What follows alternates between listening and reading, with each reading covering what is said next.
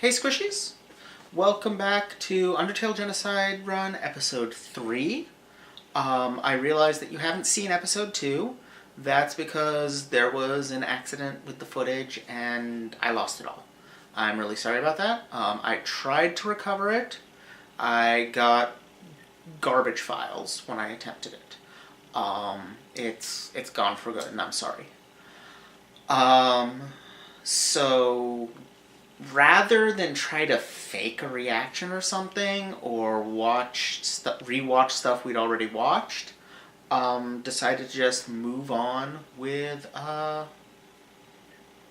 episode 3. So, hi, I'm Jenny. And I'm Benny. As we've talked about before, I'm mostly an Undertale newbie. I've played through the regular and pacifist runs. Benny, by contrast, Quite a big fan. So yeah, so that's the two perspectives we're coming from. Excuse me. Also, we're watching a video of someone else, Nuck Punch on YouTube, made of their playthrough of the Undertale Genocide run, because honestly, I'm not sure if I have the skills to do it, and I know that I don't really want to do it. I like these characters too much to murder them all. But I want to see what it is, what happens. So that's what we're doing. Other than that, I don't know if there's anything. Oh, one thing we learned last time. Nuck Punch does fast forward through some parts of the game. grinding. The grinding. Yes, thank you. That's the word I was looking for. A little bit, a couple spots, maybe he got a little too aggressive with the fast forwarding. But this is the video we have. I figured it was better to just stick with what we had than try to continue with another video. So, yeah. Let's pick up where we left off.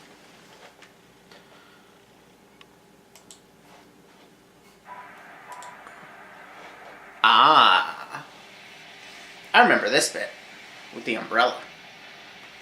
Does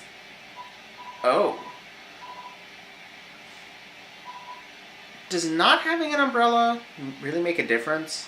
He just says, oh, you can't hold an umbrella either? That's okay. We'll walk anyway. That's cute. Monster Kid's bits don't really change, which is weird. That is weird, but then his whole thing is being oblivious to who you are and what's going on with you. So it kind of makes sense that his bits don't change. It just occurred to me that we didn't explain the cosplay at all. You're wearing a Sans cosplay. Yes, I am. I rode here on the metro and I'm wearing this, so. I mean, it just looks like a slightly unusual, but not that much jacket. Yeah. So, unless somebody recognizes it as a Sans cosplay. Which would be cool. I mean, that's kind of the nature of social capital. Is people, your people will see it and know it for what it is. Yeah. And others will just not notice. This is such a good use of parallax. Oh, it's so good. It's so good. It reminds me of some bits of FF4, which has gorgeous parallax for an early Super Nintendo game.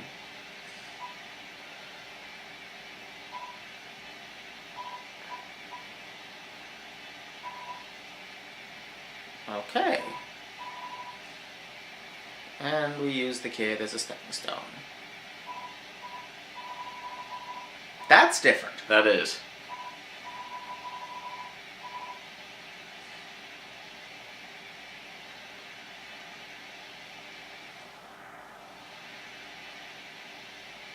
It's always been odd to me that there's no way down there, even after. Well, you can loop around. Yeah. Using the duck.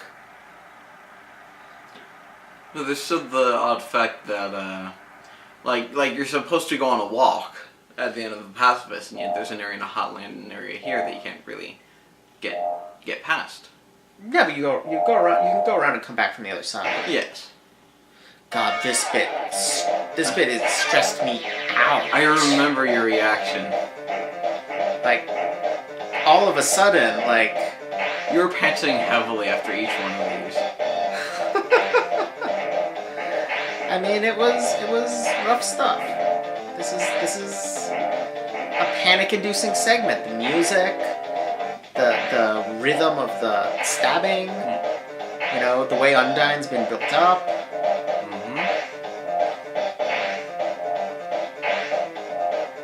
Okay, now you're just showing off. When he got hit by the first or second wave. It was the first thing to prove. Yeah. That was cool. Look, it worked!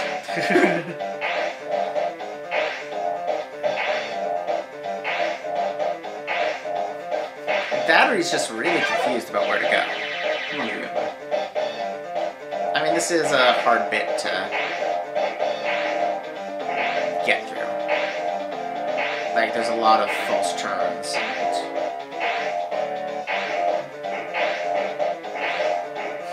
I totally have the path memorized. That's kind of frightening. I have almost everything memorized. That, I repeat, is kind of frightening. And actually, you know what, this is a little loud. The music just went away here. Yeah, I know. We've had comments before that it's hard to hear us over the game. So...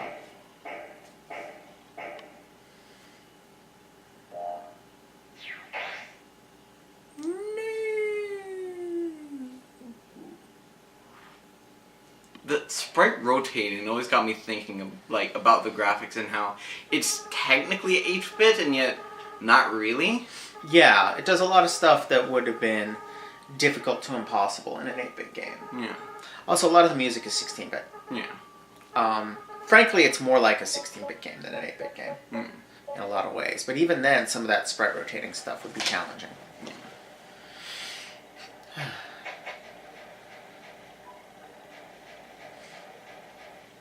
Are they gonna read? Okay. Like, Kara, or not Kara, Person. yeah, Frisk looks more like a, more like an 8-bit character, but a lot of, like, this stuff, like the piles of garbage and stuff, is much more like 16-bit. Also, there was that story that appeared on the save point before, and with, like, garbage falling in an endless cycle. Oh yeah. And now it just got completely skipped. Oh, I didn't notice that. The music in this battle is great, but Yes, it is. I don't think we hear it.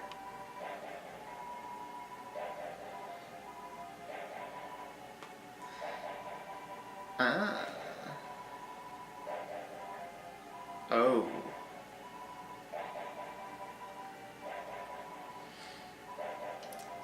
Right, because we destroyed the dummy in this playthrough.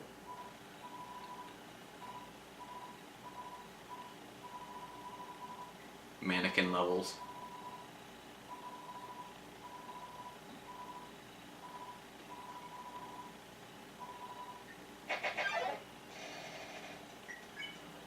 Wow.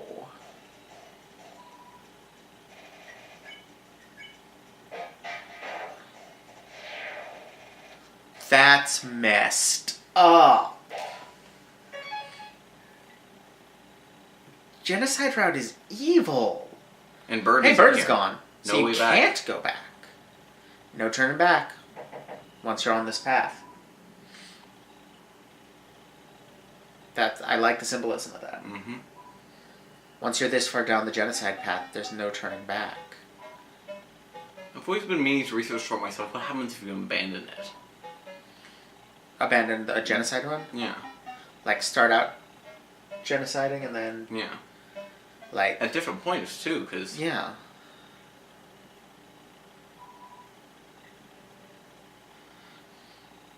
Now, I did not get into that house on my playthrough, but I have seen what's in that house. Metaton's old house.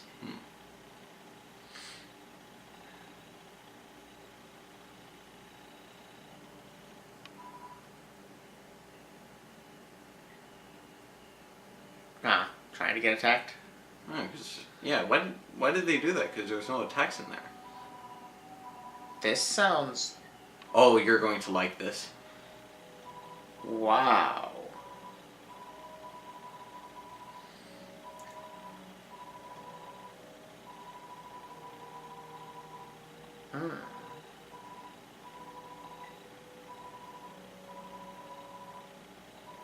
Humans killing us anyway.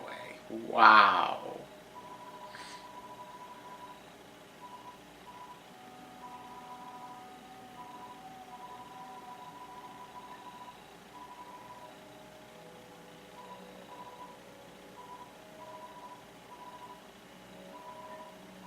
This is...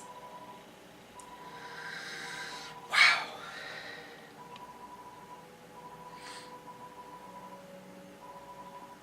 That's messed up. Someone will never give up trying to do the right thing no matter what.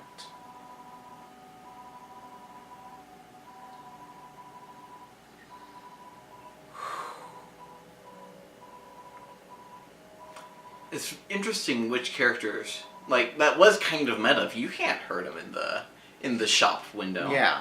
And it's interesting to see, because, like, you saw Tem Village, like how Tem kind of breaks the fourth wall as well. Like she can change, like, speak in normal English in different points. Yes. Like when using the cell or whatever.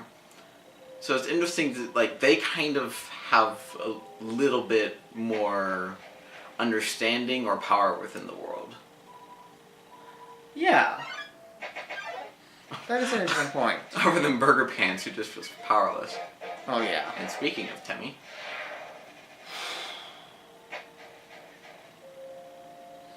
Man, trying to pacifist do Temmie I found very difficult. Take some instincts for this stuff. Did I know about this? Yeah, you normally just go around the path and then activate the mushroom back up top. The light path.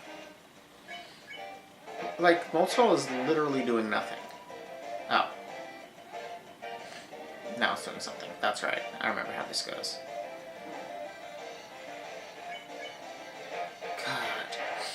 God. The thing with the shopkeeper reminds me a little bit of Kid Rad, which is an excellent old webcomic. Mm-hmm.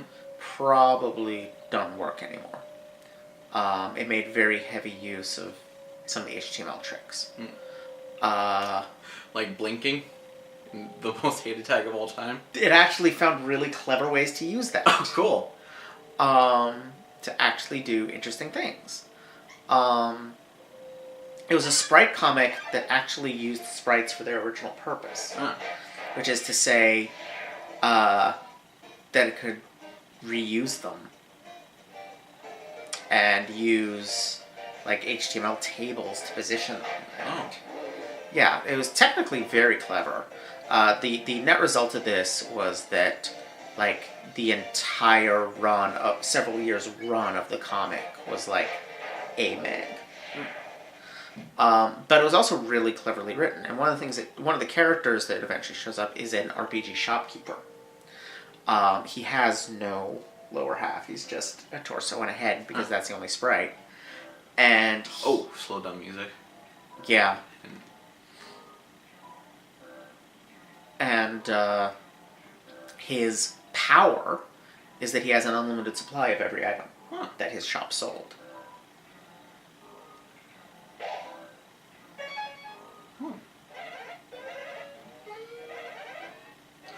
You'll notice that you can't go to pay for colleague. Yep. Which means you can't get the super armor that I didn't know about.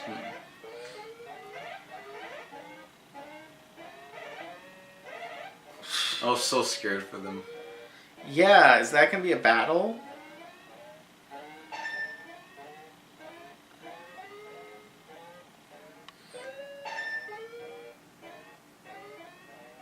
They sell dog residues? Tammy's shop sells dog residues? No, this is them selling it. Oh. Yeah.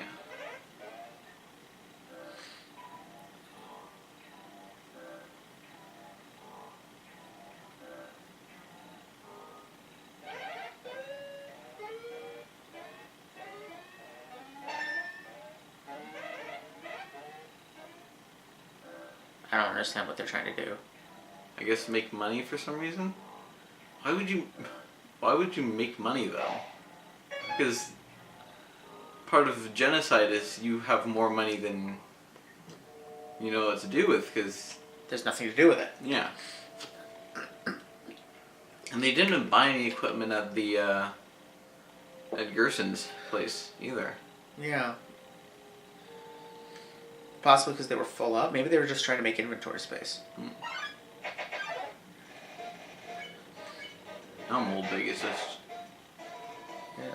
straight up attacking you. Yep. And the turtle doesn't seem to do any of the healy bits.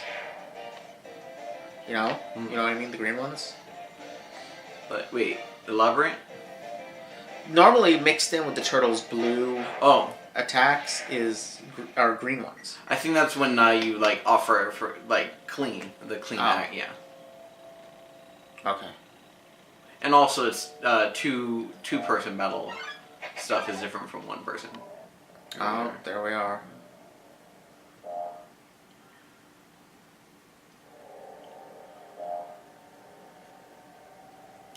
Another place I have the path memorized.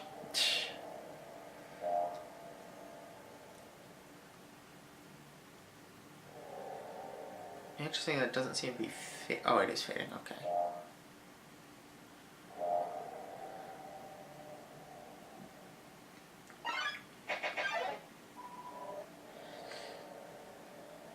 Such creepy music. Oh yeah, the other power that the shopkeeper had, and I think this is why I thought of it, is that like all NPCs had no programming for taking damage. Oh. And therefore didn't. That's cool. Yep. Was this the... have you mentioned this before? Possibly? Is this the, oh my god, I'll have a random decimal point at the end of my damage for a while? Okay. No, that's Adventurers. That's a totally different webcomic. Nowhere near as good. Okay. Okay. I hate the conceit of, oh, the video game characters have, you know, personalities and lives and so forth, like the Tron kind of thing. Mm-hmm. Hate it. The only two iterations of it I like are Kid Rad and Wreck-It Ralph. Those are the only two things I've ever seen that are good enough to make up for how much I hate that basic concept.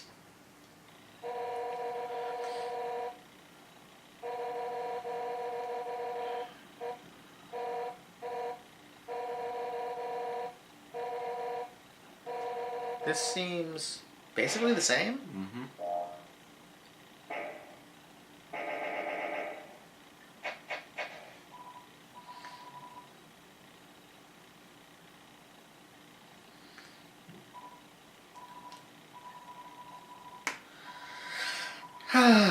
Poor oblivious monster kid.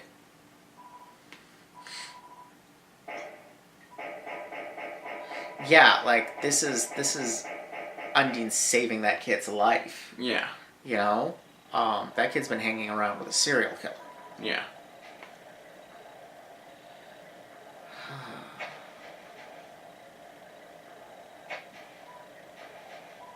Oh, that's creepy. Oh yeah. Because they had all kinds of conversations before, but now they haven't heard anyone because they're all dead. God, this is so well done. The angel will return and the underground will go empty. Save it twice. Yeah.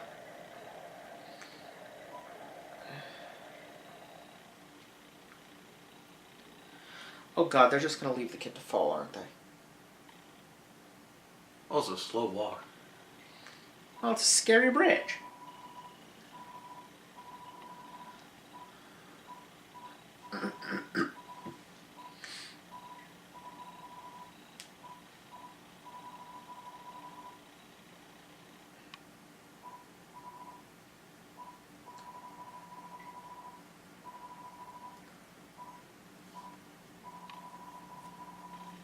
Oh no. Oh no. No. Looks like free XP.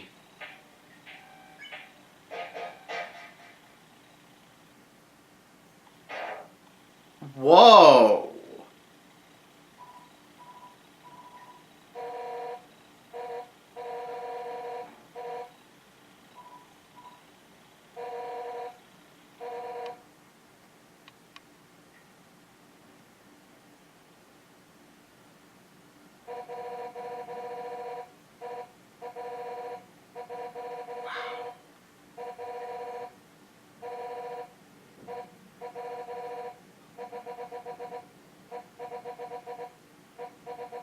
Oh.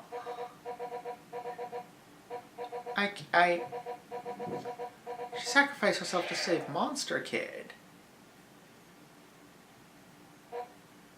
Um?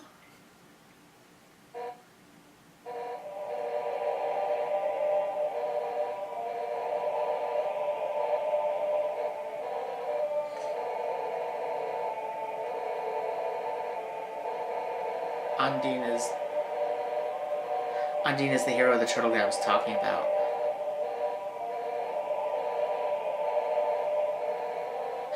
This is a remix of the music when everybody helps you at the end of the pacifist run. Maybe.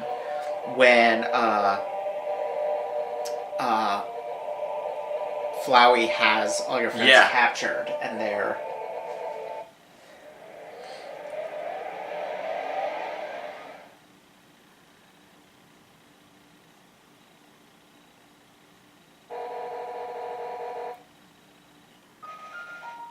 Nice.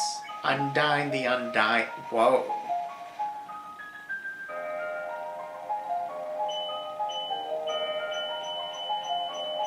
Determination. Yes. I saw that. New costume. Oh boy. I like this remix too. This is a remix of Undine's theme, right? Yeah. It's got a few different leitmotifs, but that is a predominant one.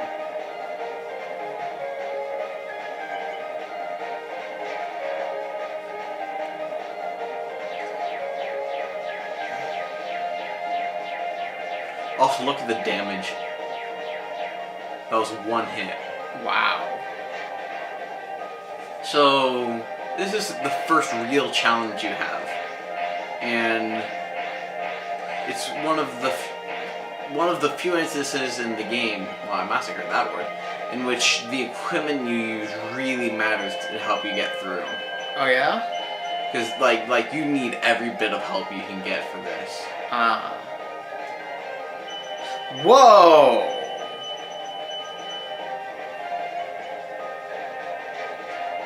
Undine's mad. This is so hard to no-hit. Have you? Yeah. Wow. Holy crap. I feel like Toby made the timing on these hard. Because it's so unintuitive how you need to go to get out of those. Yeah.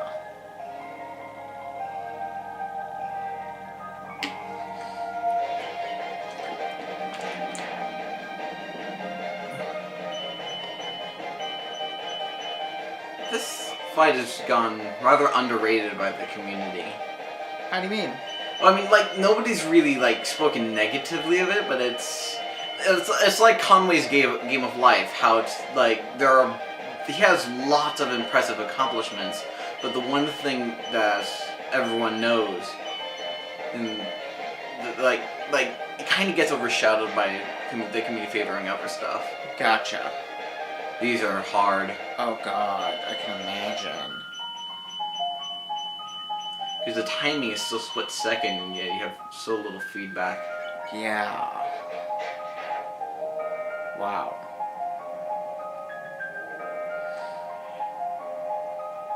Holy crap. Holy crap! You've no-hit this? Yeah.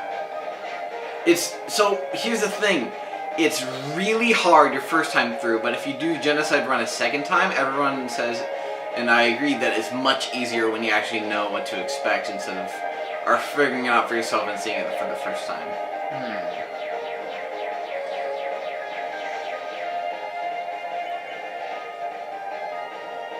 Still, I would be screwed here.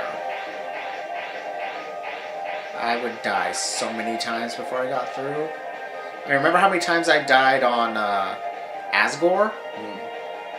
The first playthrough. Asgore is an interesting case because it's like most boss battles through the game.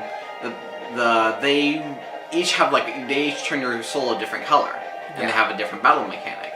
Yeah. And Asgore has none of that, and instead, I'm pretty sure what Toby does there is he basically puts all of the really hard, just straight up attacks like this without any special mechanics. All of the really hard ones, taken from other fights and put in there. Pretty much, it's a classic way of doing a final boss. Force you to use everything you've learned. You know, just like how the final form of Azrael, in order to free the people, you have to reuse their core mechanics. Because that's just good thematic stuff. Yeah, and it's also very similar to how he uses the music. You know? In Hopes and Dreams in Asgore's fight, he uses the shop theme. Yes. The leitmotif. He uses a bunch of things in Hopes and Dreams. Yeah. That's kind of the point. Oh.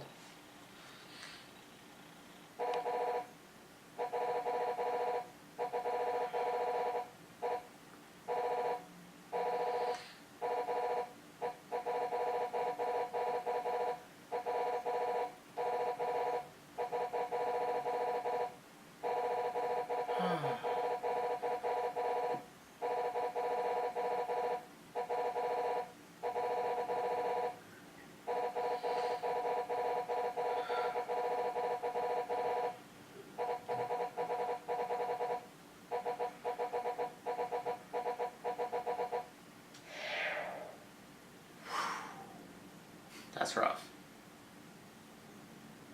She was melting at the end. Yeah. Like the amalgamates. Ooh, because of the determination.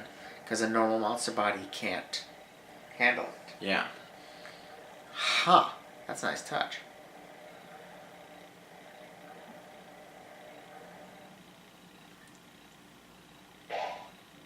Now you just have an empty arena. Wow. No ice flowing.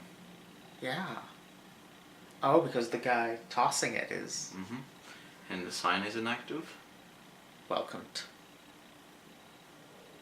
And that guy's not there? I forget if there was a guy there. There was, wasn't there? That lava is a creative use of parallax. Yeah.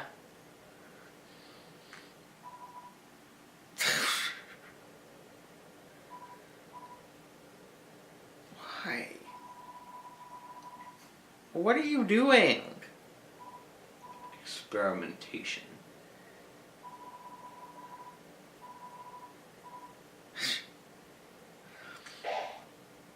That's a lot.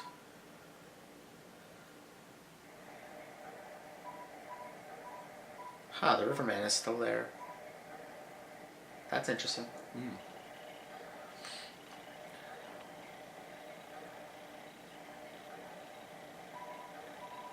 That's kind of surprising, actually.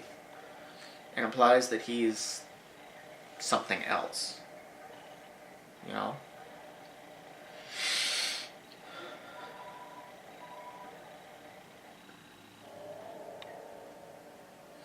Why did they come back here?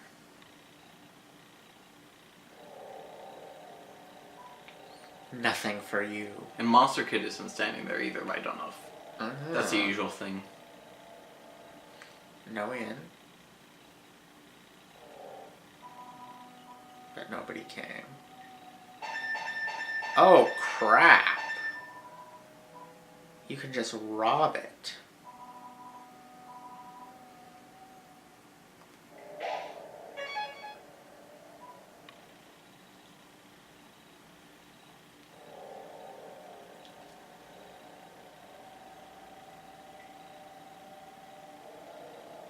That's...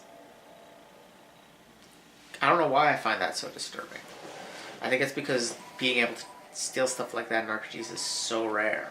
Yeah. What was the one that gave you, like, the deed to the inn?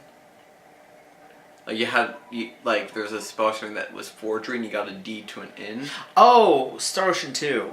Yes, that was so much fun. One of these skills your characters could learn is forgery, and among the things it could get you is, the deed to an inn. Which you could then just walk into the inn, say, I own this now, and sleep there for free the rest of the game.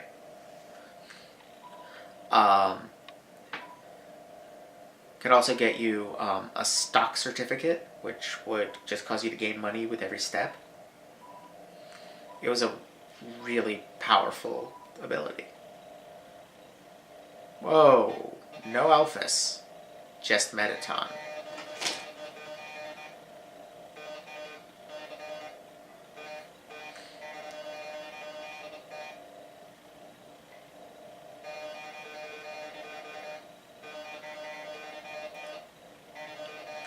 Go Alphys.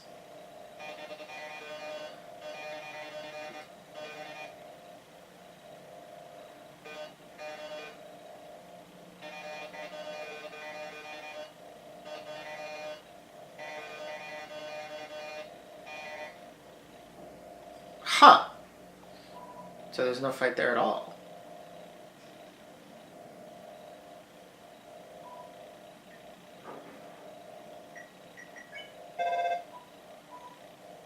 Why?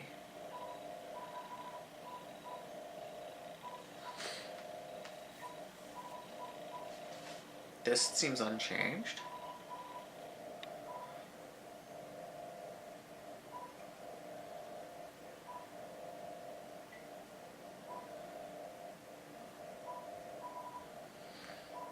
Oh god, the unopened letters. I know what those mean now.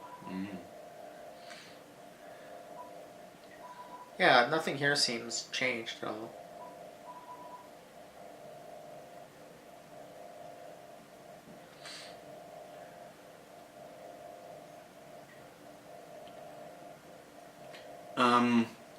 The fridge contains a pack of instant noodles. And when you're in like a serious boss fight, like Asgore or whatever, like you saw what happens when you use it in a normal battle, and in that joke. When you use it in a serious one, you just eat them dry, and they heal like 90 HP. Wow. And they just skip them, and like they've been rather disregarding equipment and items. Not sure about equipment, but definitely good items. On the other hand, they do have a full inventory of cinnamon buns. Yeah. So, they did do that.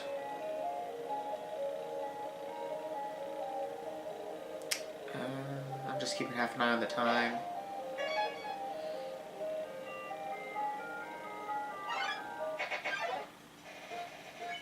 I love Sunder playing. Oh, that's screw. Oh, but I never got. No! See, that kind of stuff. That's why I could not play Genocide Run.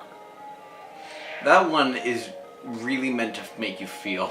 Yeah. Like, that death animation.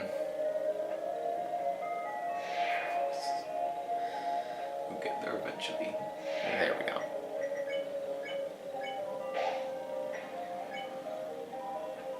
Fry pan. Wait, is that the same as... Was it always a burnt pan? Oh, yeah. Okay. I must be thinking of something else. I don't remember if I ever got the ballet shoes. I think I did. I'm not sure.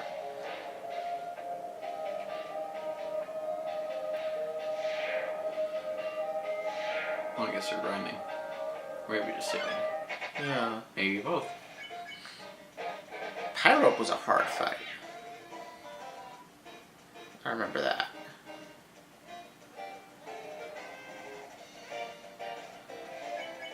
Oh, you don't have Alphys here to tell you the mechanic. No. Genocide really assumes you've played before, which I guess makes sense. It's so fascinating to think of if both in character and out, if Genocide was your first choice and what you did without being pacifist or even neutral. I don't think I've seen that before.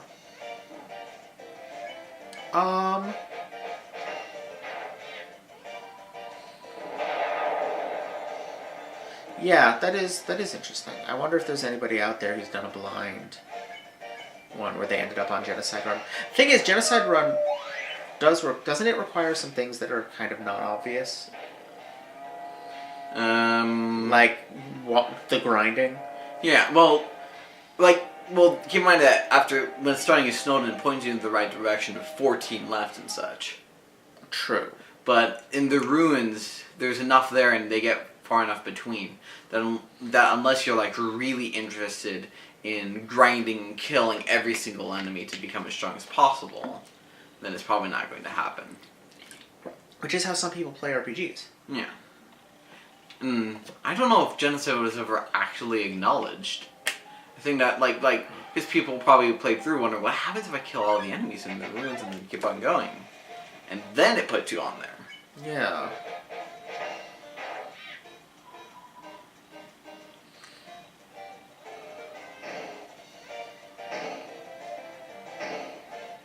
Right, because the ruins never tell you how many are left, right? Yeah. It just, it's completely normal until you kill all the enemies. And then you get hit with but nobody came. Yeah. I remember being unsettled by that.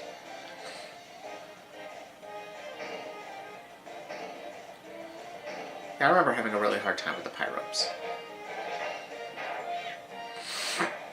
Excuse me.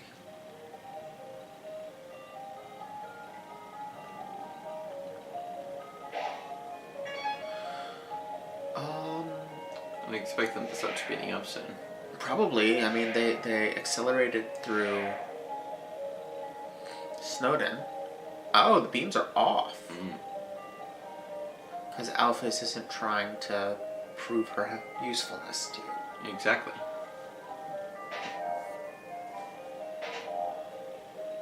Interesting.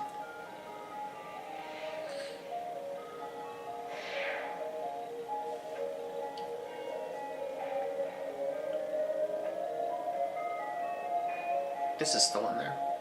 Oh no, it's on. It's inactive. Flowey's done everything. Flowey's done everything? Yeah, So, did they show it to you? I don't know if they did, but remember the puzzle where you had to uncover the snow?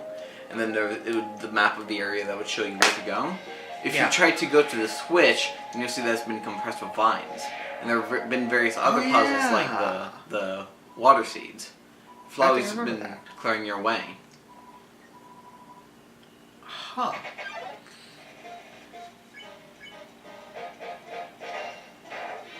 Wow.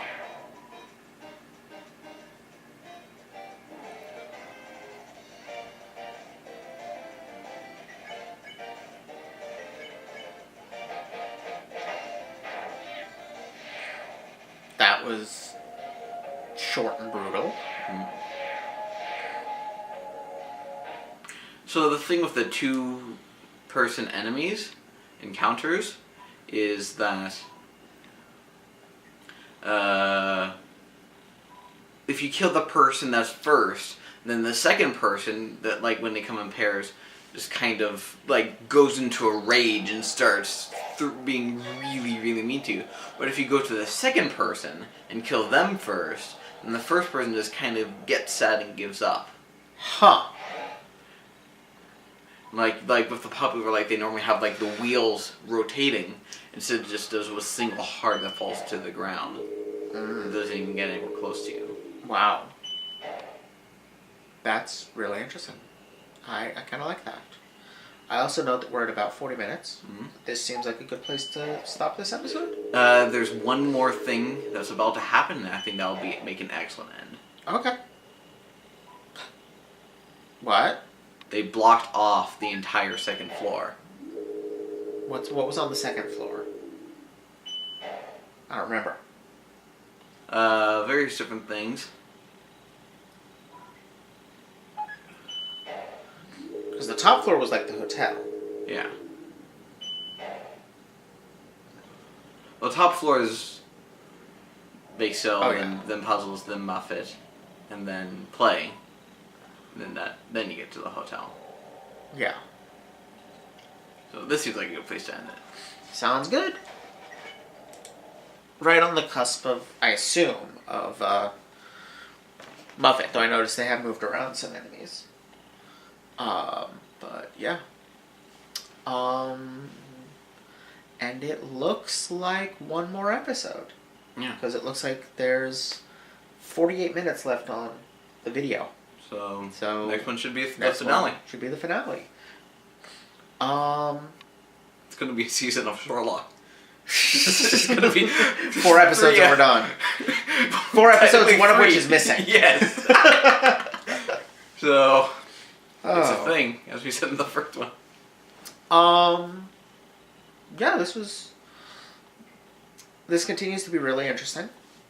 They do some really interesting stuff with the concept, and making it different from the player's behavior.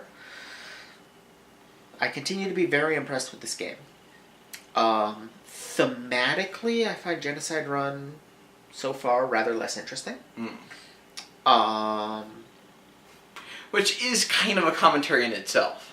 Yes, it is. Like, you just don't have as much meat on the bones. Yeah.